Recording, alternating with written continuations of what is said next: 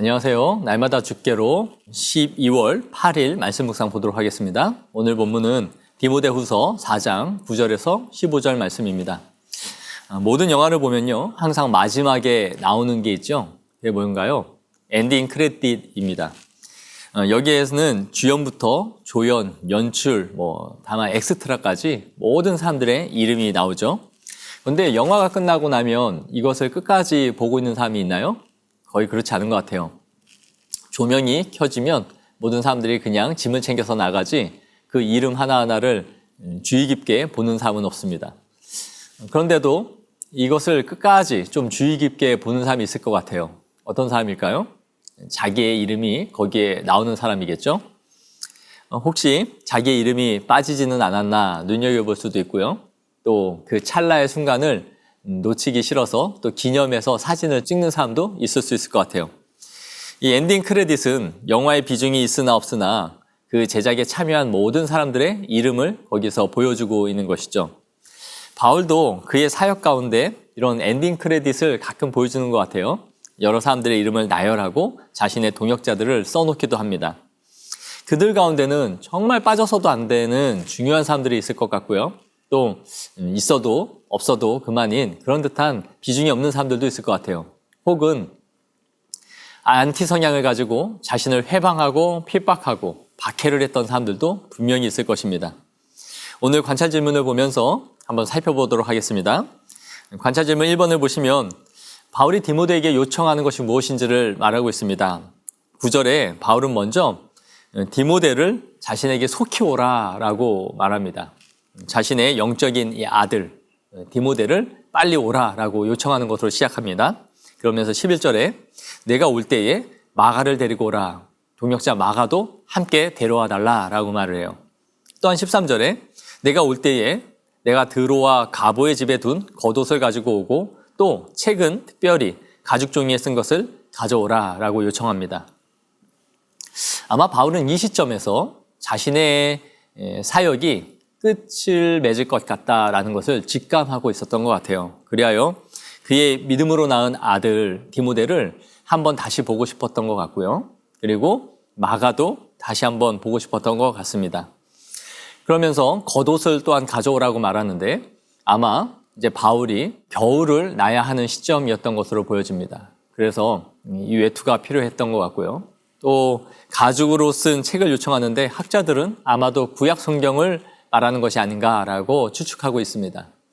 관찰 질문 2번을 보시면 이 세상을 사랑하여 버린 사람이 누구인지를 말하고 있는데요. 10절입니다.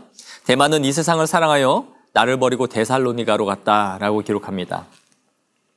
데마가 바울의 투옥으로 인하여 자신의 신변에 위협을 느껴서 바울을 떠났다는 것인지 아니면 그가 신앙을 아예 버리고 세상으로 갔다라는 것인지는 분명하지가 않아요. 여하튼 중요한 것은 바울을 도왔던 사람들이 모두 믿음을 굳게 하고 신앙생활을 지켰던 것만은 아니다라는 것을 본문을 통해 알 수 있는 것이죠. 관찰 질문 3번을 보시면 알렉산더에게 주님이 어떻게 하셨는지를 묻습니다. 14절에 구리세공업자 알렉산더가 내게 해를 많이 입혔다고 말하면서 주께서 행한 대로 갚아주시기를 구하고 있습니다. 그는 원래 신자였지만 아마 완전한 배교의 길을 갖고 교회에서는 그 이름이 제명된 후에 심하게 오히려 기독교인들을 박해한 사람이 아닌가 하는 추측을 하고 있습니다. 그래서 바울은 이 모든 것을 보고 계시는 하나님이 선악간에 판단해 주시기를 구하고 있는 것이죠. 오늘 이 말씀을 또 묵상하고 적용해 보기를 원합니다. 우리는 바울이 참 뛰어난 목회자요, 또 전도자라는 것을 보면서 그가 했던 모든 사역들은 아름답고 귀한 열매들을 맺었을 것이야 라고 생각할 수 있어요. 그러나 그렇지 않았다는 것을 오늘 본문이 보여줍니다. 바울의 이 헌신과 열정 그리고 그의 메시지를 들었음에도 바울과 함께 사역을 하면서도 누군가는 세상이 좋아서 떠나갔고 또 누군가는 배교하여 핍박자가 되었다라는 것을 본문이 보여주는 것이죠. 우리도 사역을 하다 보면 교회의 지체 가운데 여러 사람들을 만나지만 모든 사람들이 우리의 사역에 우호적이고 도움을 주는 사람들은 아닌 것 같아요. 분명히 우리에겐 동역자도 있지만 오히려 회방꾼이 되고 하지 않은 말을 퍼뜨리고 자신을 뒤에서 은근히 미워하고 싫어하면서 박해자가 되는 경우들이 있습니다. 그러나 이런 것으로 인하여 바울이 자신의 사역을 멈추었다거나 더 이상 진전하지 않았다라는 기록은 성경에 하나도 없습니다.